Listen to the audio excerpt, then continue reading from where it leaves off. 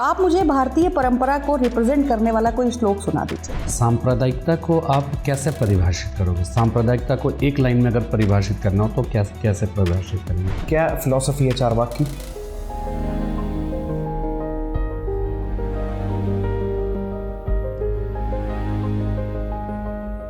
मैं कम इन मैम? आइए। नमस्ते मैम। नमस्कार, आइए बैठिए। Thank you ma'am. अपना नाम और पता बताए बगैर बाकी जानकारी दीजिए। मैम मैंने अपनी प्रारंभिक शिक्षा अपने गृह जनपद से संपूर्ण की है और 10th और 12th की पढ़ाई भी वहीं से संपूर्ण की। मैंने अपनी ग्रेजुएशन पॉलिटिकल साइंस ऑनर्स में दिल्ली विश्वविद्यालय से पूरा किया और अभी मैं हिंदू स्टडीज़ में BHU से PG परस्यू कर रहा हूँ। हिंदू स्टडीज? Yes ma'am. ये क्या कोर्स है? मैम ये BHU के द्वारा शुरू किया गया एक कोर्स है। 2021 में पहली बार BHU ने इसे शुरू किया था।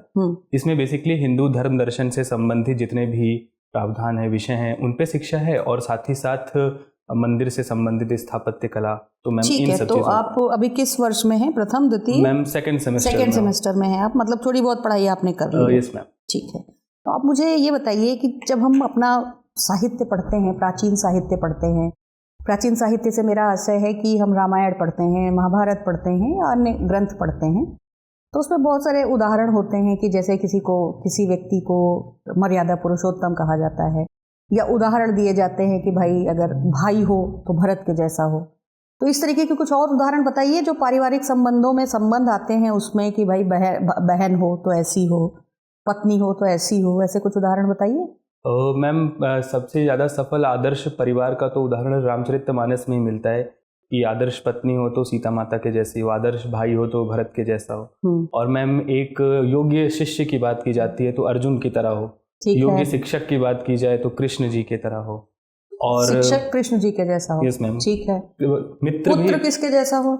मैम पुत्र अभिमन्यु के जैसा हो। तो आदर्श पत्नी सीता जी क्यों हैं?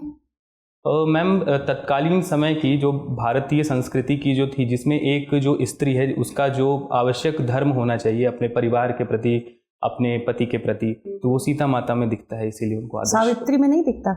यस मैम, बिल्कुल उनमें भी दिखता। ठीक है। और पुत्र किसके जैसा होना चाहिए? वो भी राम जी के जैसा? हाँ मैम, राम जी की तरह भी होना चाहिए। श्रवण कुमार जैसा नहीं हो? हाँ मैम, बिल्कुल उनकी तरह भी। तो और लोगों के भी उदाहरण दीजिए मानस से बाहर निकल के। अभिमन्यु जैसा जो चक्रव्यूह में जाके अपनी जान गंवा के। मैम चक्रव्यूह में जान गवाई। मैम मित्र किसके जैसा होना चाहिए? मैम मित्र सुदामा के जैसा। अच्छा, पारिवारिक संबंधों की जब बात होती है तो आप, क्योंकि आप तो विद्यार्थी हैं, आपने ज़्यादा लिटरेचर को थोड़ा समझा होगा करीबी से, कोई अच्छे वाले मामा बताइए मुझे। जैसे मामाओं की परंपरा में शकुनी मामा, कंस मामा, ऐसे ही मामा दिखते हैं। कोई बढ़िया वाले मामा बताइए जिन्होंने बहुत भांजे के लिए त्याग और बलिदान किया हो। मैम अभी मैं रिकॉल नहीं कर पा रहा हूँ। ठीक है मैम, जरूर। ठीक है, तो आप मुझे भारतीय परंपरा को रिप्रेजेंट करने वाला कोई श्लोक सुना दीजिए। मैम भारतीय परंपरा को रिप्रेजेंट करने वाला मैम एक विष्णु पुराण में है, जिसमें भारत के विषय में बात करते हुए कहा गया है, उत्तरम यस्य समुद्रस्य हिमाद्रश्चैव दक्षिणम वर्षम तद भारतम नाम भारती यत्र संतति। क्या अर्थ है इसका? मैम जिसके उत्तर में विशाल समुद्र हो, दक्षिण में हिमालय पर्वत हो, वहाँ पर निवास करने वाले लोगों को भारत और इस संपूर्ण भूक्षेत्र को भारत की संज्ञा दी जाए। तो भारत का भूगोल बता रहा है। भारत की परंपरा। मैम परंपरा में मैम धर्म के संबंध में बात की गई है। मनुस्मृति में धर्म के 10 लक्षणों के विषय में धृति क्षमा दमस्तेयम शौचम इंद्रिय निग्रह धी विद्या सत्यम अक्रोधो दशकम धर्म लक्षण। क्या अर्थ हुआ? मैम जो धर्म के 10 लक्षण है, जैसे धी मतलब धैर्य, इनमें से किसको, जो आपने बताया, इनमें से किसको हमने अपनी विदेश नीति या शासन नीति में अपनाया है? मैम धैर्य को भी अपनाया है। मैम अक्रोध कुछ सीमा तक, जैसे कि हम प्रैग्मेटिक और प्रोएक्टिव फॉरेन पॉलिसी पर काम करते हैं, और साथ ही साथ मैम स्ट्रेटेजिक ऑटोनॉमी को भी मेंटेन करते हैं, तो जहाँ जैसी जरूरत होती है परिस्थिति के अनुसार। तो मैम अक्रोध। वसुधैव कुटुंबकम कहाँ से लिया गया है? मैम वसुधैव कुटुंबकम महोपनिषद से लिया गया। पूरा श्लोक सुना दीजिए। मैम अभी मैं अयम निजः परो वेत गणना लघुचेत साम उदार चरिता नाम तो वसुधैव। क्या अर्थ है इसका? मैम अयम निज परोवेति गणना लघु चेतसाम, मतलब कि अपनी गणना जो है मैम करना, वो मैम काफ़ी मतलब आत्म केंद्रित होकर के करना, और अपने आप को बहुत महान न बताना, बल्कि अपने आप को इसे संपूर्ण विश्व से संबंधित बताना। अयम निजः परोवेति गणना लघु चेतसाम, इसका अर्थ होता है कि ये मेरा है और ये पराया है, इसकी गणना छोटे दिमाग वाले लोग या जिनकी तुच्छ सोच होती है वो करते हैं। आपने उसका इंटरप्रिटेशन गलत किया, ठीक है। और इसी तरीके से भारत की परंपरा में सर्व मांगल्य और विश्व बंधुत्व की भी बात की जाती है। तो वो परंपरा में हमारी जो एंशियंट लिटरेचर है उसमें कहाँ से वो श्लोक उद्धृत किया जाता है जिसमें ये भावना है कि सबका कल्याण हो? मैम एक संगच्छध्वम संबद्धध्वम संभो मना नसी जानताम देवा भागम यथा पूर्वे सज्जा नाना उपासते। मैम इसका मैम ओरिजिन कहाँ से हुई वो अभी रिकॉल नहीं कर पा रहा। कोई बात नहीं, थैंक यू सर। अच्छा ये बताइए, पॉलिटिकल साइंस और हिंदू स्टडीज़ है ना, यस सर। तो एक शब्द आता है सांप्रदायिकता, अक्सर हम सुनते रहते हैं। सांप्रदायिकता को आप कैसे परिभाषित करोगे? सांप्रदायिकता को एक लाइन में अगर परिभाषित करना हो तो कैसे परिभाषित करेंगे? सर सांप्रदायिकता बेसिकली एक ऐसी विचारधारा को संदर्भित करता है जहाँ पर कोई व्यक्ति या व्यक्तियों का समूह अपने धर्म विशेष की मान्यताओं को दूसरे धर्म की मान्यताओं से श्रेष्ठ समझता है और विद्वेष की भावना भी कहीं ना कहीं इसमें निहित होती है। सांप्रदायिकता एक प्रकार से धर्म का राजनीतिक दुरुपयोग नहीं है? सर ऐसा कहा जा सकता है। अच्छा ये बताइए कि जब आप भारत का जो है, हम भारत पंथ निरपेक्ष राष्ट्र है या धर्म निरपेक्ष? सर भारत पंथ निरपेक्ष राष्ट्र। क्यों? धर्म और पंथ में क्या अंतर है? सर जो धर्म है अगर उसकी व्यापक अवधारणा को स्वीकार करते हैं तो धर्म समावेशन को दिखाता है, लेकिन पंथ विशिष्ट पर जब धर्म केंद्रित होता है तो वो उस मूल संप्रदाय की मान्यताओं से संबंधित हो जाता है और वो अन्य पंथ की मान्यताओं से अलग भी हो सकती है। तो हम पंथ से निरपेक्ष होंगे, धर्म से निरपेक्ष। महात्मा गांधी राजनीति में धर्म के समावेश की बात करते थे और दूसरी तरफ कहते थे भारत एक धर्मनिरपेक्ष राष्ट्र बने। ऐसा कैसे हो सकता है? सर वो धर्म, ये सर वो धर्म के मूल जो नैतिक मान्यताएं हैं धर्म की, जो सब समस्त धर्मों में एक समान ही है, तो सर उसके बेसिस पे वो कहते थे कि हमें धर्म विहीन राजनीति जो है वो मृतदेह के समान है। और अशोक का धम्म? सर बिल्कुल, अशोक का धम्म भी सर सर्वधर्म कल्याण और सर्वधर्म समभाव की ही बात करता है। तो भारत का जो धर्म निरपेक्ष, पंथ निरपेक्ष मान लेते, मान लीजिए धर्म निरपेक्ष मानते, तो धर्म से क्या पूर्णतया तटस्थता की बात करता है? सर नहीं, हमारा भारतीय संविधान सर धर्म से पूर्णतया तटस्थ या निरपेक्ष होने की बात नहीं करता, बल्कि सॉफ्ट सेक्युलरिज्म की बात करता है कि जो धर्म की मूल मान्यताएं हैं सब धर्म में समान हैं, उनको हम इनरिच करेंगे, उनको आगे भी बढ़ाएंगे, लेकिन कुछ मान्यताएं जो लोक व्यवस्था, स्वास्थ्य और सदाचार के खिलाफ हैं उनके खिलाफ राज्य काम भी करेगा। तो पाश्चात्य जगत का जो धर्मनिरपेक्ष है वो भारतीय धर्मनिरपेक्ष से अलग है या एक ही जैसा है? सर अलग है। कैसे? सर हमारा जो धर्मनिरपेक्ष है वो काफ़ी व्यापक है और सहिष्णुता मूल में है इसके, और सॉफ्ट सेक्युलरिज्म है। लेकिन सर जो पश्चिम का सेक्युलरिज्म है वो हार्ड सेक्युलरिज्म है, वो पूर्णतः तटस्थ होने की बात करता है धर्म से संबंधित सिद्धांतों। अच्छा ये बताइए, BHU बनारस हिंदू यूनिवर्सिटी है ना, तो बनारस हिंदू यूनिवर्सिटी की स्थापना से संबंधित जो भी खर्च, जो भी धन का व्यय होना था, उस धन की व्यवस्था कैसे की गई थी? कुछ आइडिया है आपको? सर उसके लिए सर एक तरह से सर व्यवस्था का नाम मैं अभी ध्यान नहीं कर पा रहा हूँ सर। एक चंदे की एक तरह से व्यवस्था थी कि घूम घूम करके दान से संबंधित थी। उसकी विशिष्ट बात क्या थी? सर जहाँ तक मैं रिकॉल कर पा रहा हूँ कि सर मालवीय जो थे, महामना जी थे, उन्होंने इकट्ठा किया था धर्म, घूम घूम करके सबसे धन इकट्ठा किया था, जिसमें जो अवध वो काशी नरेश थे और कामेश्वर प्रसाद सिंह जो थे दरभंगा के महाराज, उन्होंने काफ़ी भूमि आवंटित। महिलाएं भी सोना चांदी दान कर दी थी। हाँ ये सर, ऐसा है ना।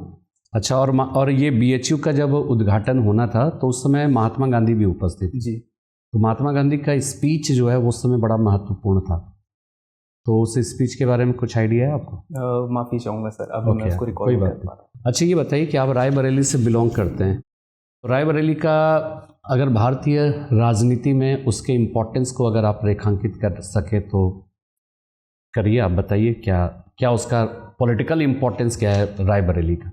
सर जो रायबरेली है सर वो भारतीय राष्ट्रीय कांग्रेस आज़ादी के पश्चात वो उससे संबद्ध रहा है, भारतीय राष्ट्रीय कांग्रेस की। नेहरू जी ने भी वहाँ पर काफ़ी योगदान दिया है। उसके पश्चात इंदिरा गांधी का वो गढ़ रहा है, वहीं से उन्होंने चुनाव भी जीता था, और अभी वर्तमान में राहुल गांधी का वो संसदीय क्षेत्र। ठीक है सर। आपने चारवाक का नाम सुना होगा? Yes sir. क्या फिलॉसफी है चारवाक की? सर चारवाक की फिलॉसफी सर है वो एक तरह से भौतिकवाद को संदर्भित करता है। जितनी की सारी फिलॉसफीज थी वो स्पिरिचुअलिज्म पे फोकस थी, पारलौकिक सत्य को अन्वेषित करती थी, लेकिन जो चारवाक है वो अलौकिक सत्य पे विश्वास करता है। तो वर्तमान परिदृश्य में किसकी फिलॉसफी ज़्यादा प्रासंगिक लगती है आपको? पारलौकिक फिलॉसफी देने वाले दार्शनिक या अलौकिक फिलॉसफी देने वाले दार्शनिक? सर वर्तमान की जो उपभोक्तावादी संस्कृति है, कंज्यूमरिज्म कल्चर है, उसमें सर चारवाक की फिलॉसफी उतनी सटीक नहीं बैठेगी जितनी सटीक बैठेगी आत्मसंयम की फिलॉसफी। तो दोनों का समावेशन तो ज़रूरी है, लेकिन आज के समय में सर चारवाक की फिलॉसफी की जगह पे जो अन्य आस्तिक संप्रदाय की फिलॉसफीज हैं उससे हमें प्रेरणा लेनी चाहिए।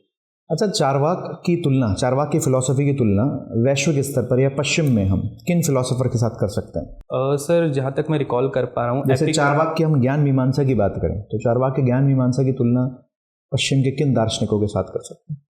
सर जहाँ तक मैं रिकॉल कर पा रहा हूँ, पश्चिम में जो ग्रीक फिलॉसफीज थी उसमें अरिस्टिपस और एपिक्यूरस जैसे दार्शनिक थे जो चारवाक के दर्शन से संबंधित। जॉन लॉक से भी कर सकते हैं? सर जॉन लॉक जीवन स्वतंत्रता और संपत्ति के अधिकार को अक्षुण्ण रखने की बात करता है, तो सर कुछ सीमा तक संदर्भित किया जा सकता है। ठीक है। आपकी हॉबी है मेडिटेशन करना, डेली करते हैं? हाँ सर, टाइम निकालता हूँ, करने की कोशिश करता हूँ कि डेली कर लूँ। मेडिटेशन आपकी प्रायोरिटी में रहता है आपके रूटीन में? कितनी देर ध्यान करते हैं? सर एग्जैक्ट मैं टाइम लगा के ध्यान नहीं करता हूँ सर। फिर भी सर कोशिश करता हूँ कि खाली समय मिले तो 10 मिनट 15 मिनट, कभी कभी अगर अच्छा लगता है तो सर 20-20 मिनट की भी मेडिटेशन सेटिंग हो जाती है। ठीक है। ध्यान की कुछ प्रमुख टेक्निक्स हैं, आजकल तो बहुत सारी टेक्निक्स प्रचलित हैं, आप मुझे 5 टेक्निक बताइए ध्यान की। सर विपश्यना एक टेक्निक है, इसी तरीके से और भी कई टेक्निक्स हैं। सर इसके अलावा सर महेश योगी जी की ट्रांसेंडेंटल मेडिटेशन एक टेक्निक है, वो है, और सर सुदर्शन क्रिया है, ये भी मेडिटेशन टेक्निक है।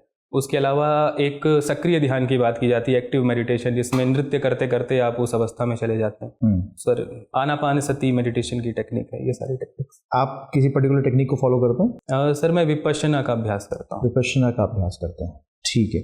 आपकी हॉबीज में मेडिटेशन के अलावा सर फ्लूट प्लेइंग यानी बांसुरी बजाते हैं? हाँ सर। अच्छा, तो आपने कहीं सीखा इसको बजाना और कब से बजा रहे हैं? सर सीखा तो नहीं, लेकिन सर आगे समय मिलेगा तो गुरु शिष्य परंपरा में भी दीक्षित होना चाहूँगा।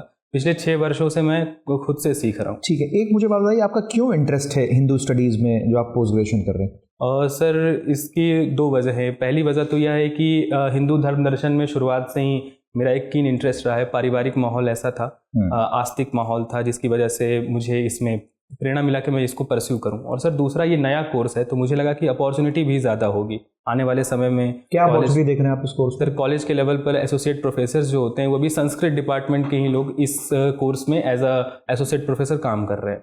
तो सर आगे पॉसिबिलिटीज़ है कि ये कोर्स और भी फ्लरिश करेगा और इसमें अपॉर्चुनिटीज़ जनरेट होंगी।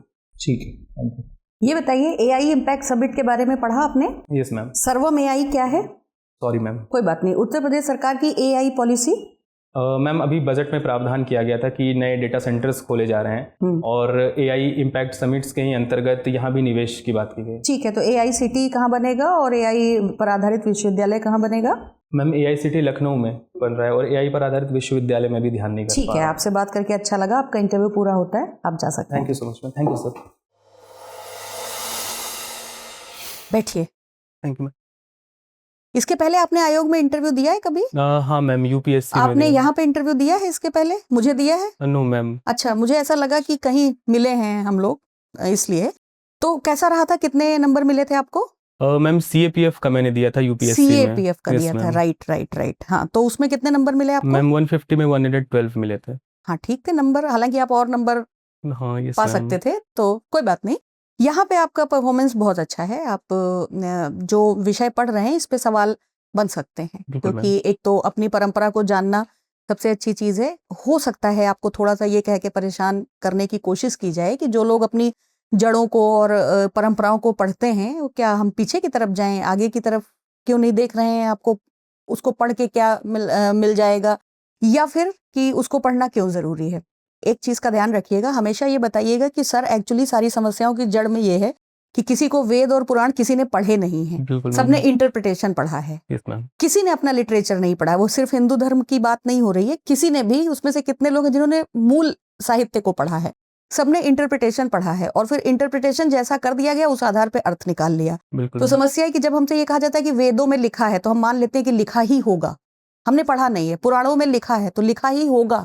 तो आप कहिए कि सर अपनी जड़ों को जानना और उसके साथ आगे की तरफ देखना वैज्ञानिक दृष्टिकोण से मुझे लगता है ज्यादा लाभदायक है। बिल्कुल। कैसे, जैसे ये होता है ना कि जिसके पास पावर है वो जब माफ करता है तो ज्यादा मजा आता है ना, क्षमा शोभती उस भुजंग को जिसके पास गरल हो। हाँ। और दूसरी चीज, जैसे आपने श्लोक की व्याख्या, देखिए जब आपसे ये कहा जाएगा कि भारतीय परंपरा या भारतीय दर्शन को व्याख्यायित करने वाले श्लोक बताइए, तो आपको बताना है जो हमारी विदेश नीति में है, जैसे वसुधैव कुटुंबकम, जैसे विश्व मांगल्य की भावना, विश्व का कल्याण हो, प्राणियों में सद्भावना हो, हम कहते हैं ना, हमारी किसी भी पूजा के अंत में हम यही तो नारा लगाते हैं कि विश्व का कल्याण हो। Yes ma'am. तो विश्व मांगल्य की भावना जो है, जो आपने श्लोक सुनाया, या सर्वे भवन्तु सुखिनः सर्वे सन्तु निरामया सर्वे भद्राणि पश्यन्तु माँ कश्चित् दुःख भाग् भवेत्, तो ये रिप्रेजेंट कर रहा है हमारी पॉलिसीज को, हमारी जो विदेश नीति है।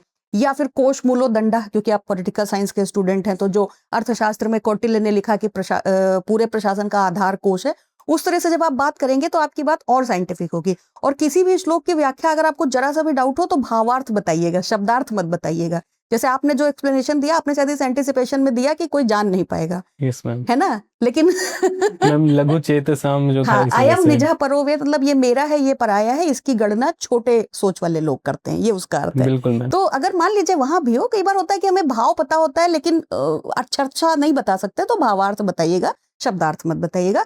बाकी हमारे दोनों मेंबर्स आपसे बात करके बहुत संतुष्ट हैं। आपने सर को बहुत अच्छे से बताया कि भाई ये क्या कोर्स है, इसमें भविष्य में क्या संभावनाएं हैं, तो वो बहुत बेहतर है। आपकी एंट्री, अभिवादन, बैठने का तरीका, आई कांटेक्ट, सब कुछ एकदम ठीक है। आई कांटेक्ट में ध्यान रखिएगा, जिससे बात करिए उसी को देखिए। ओके कई बार मैम। बीच में बहुत मूवमेंट हो रहा था, उसको करने की कोई जरूरत नहीं, आप जिससे बात करिए उसको देखिए। कोई सवाल अगर आप पूछना चाहते हो तो आप पूछ लीजिए। मैम जैसे कि कुछ मॉक्स में मैंने दिया था, तो वो कहते थे कि मैम जब बोर्ड को ग्रीट करो तो प्रणाम मत कहो, प्रणाम नहीं अच्छा क्यों नहीं, impact हमारी डालता है। परंपरा का हिस्सा है, बिल्कुल करिए। मैम ओके नहीं, मैम। आपने नमस्ते किया तो वो भी ठीक है। नमस्ते करिए। नमस्ते, नमस्ते की उत्पत्ति कैसे हुई आपको पता है? मैम नमः धन तेजो विसर्ग संधि। हाँ, तो उससे करिए, या फिर प्रणाम करिए, गुड मॉर्निंग करिए, जो भी आप करना चाहें। और विज्ञान प्रौद्योगिकी नीति, एआई नीति जरूर पढ़िए, ताकि ये लगे कि जड़ों को जानने वाला व्यक्ति, उसकी निगाहें आगे की ओर हैं, उसको पढ़ लीजिए। तो बिल्कुल। मुख का आभूषण होती है वाणी, तो वो वाणी की अच्छी आपको मिली हुई है ना? तो अब मुझे लगता है कि आप इंटरव्यू में बहुत बेहतर परफॉर्म करेंगे। अगर आपने मेंस अच्छा लिखा है यस मैम। तो सफल अभ्यर्थियों की लिस्ट में तो आप होंगे। ठीक है, और कुछ? No ma'am, thank you so all much the ma'am. Best. Thank you ma'am. अब एग्जाम की तैयारी को और बेहतर करने के लिए हमारे चैनल को लाइक, शेयर और सब्सक्राइब करना ना भूलें।